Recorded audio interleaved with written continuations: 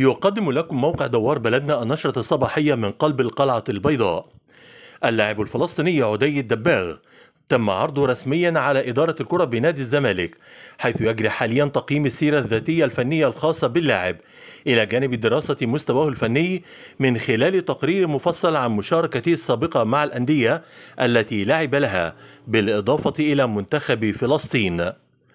ورغم أن اللاعب يحظى بمتابعة من بعض الأندية في المنطقة العربية، إلا أن إدارة نادي الزمالك لم تحسم موقفها النهائي حتى الآن من الدخول في مفاوضات رسمية بشأن ضم اللاعب، وتفضل عدم التسرع لحين الانتهاء من بعض الملفات الأخرى.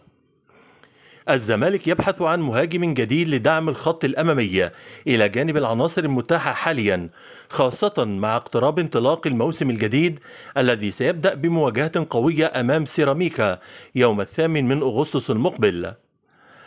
علم دوار بلدنا من مصادره الخاصة أن الزمالك لم يقدم أي عرض رسمي لحامد حمدان لاعب بتروجيت منذ آخر جلسة، واللاعب منقطع عن تدريبات فريقه لرغبته في الانتقال للزمالك.